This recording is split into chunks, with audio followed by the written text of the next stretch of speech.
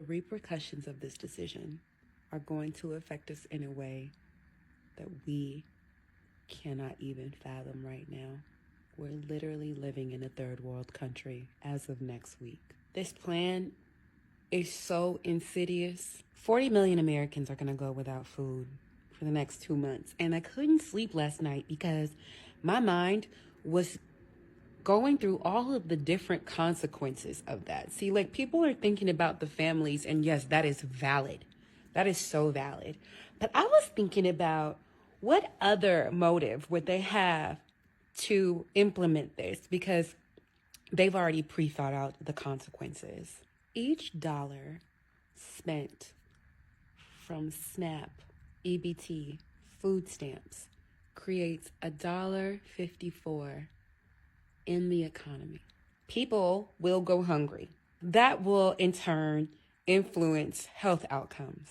Health outcomes in poorer neighborhoods are already poorer. So there's going to be an increase in emergencies and care that's needed in hospitals.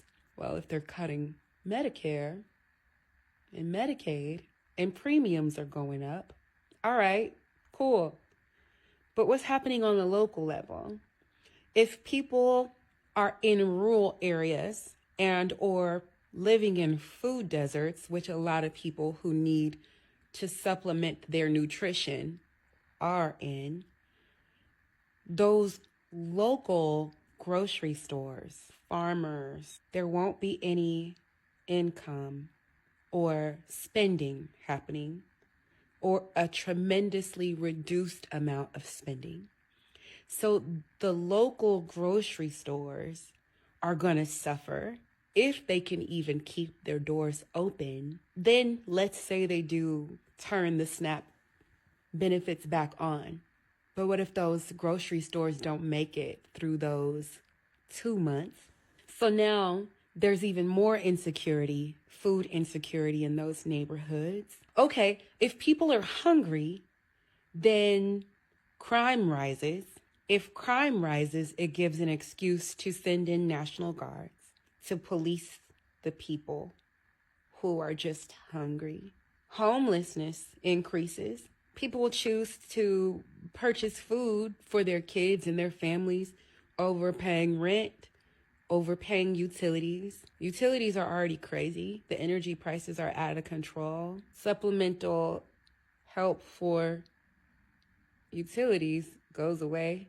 So now we have a credit issue. So people who get evicted won't be able to get new places, making more homeless, impoverished people who are hungry, making crime go up, giving a reason to detain more people. This plan is so insidious. It's just so much more evil than I thought. You guys, it got to the point where I realized, oh my God, this is totally separate but together. Follow me.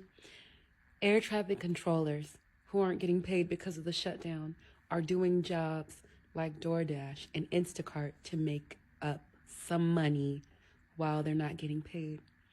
If people can't buy groceries, then people that work gig jobs like that will also be making less.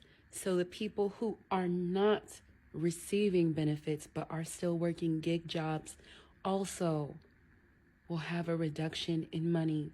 This is going to affect all of us. It's going to negatively impact all of us. I just couldn't sleep last night.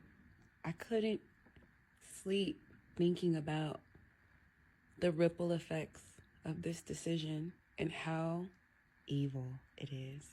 This is pure evil. Children cannot feed themselves. Many elderly cannot feed themselves. And the people who are of working age and are out there working and still need help. But what about the people who really actually have no other income or way to feed themselves but through these food stamps?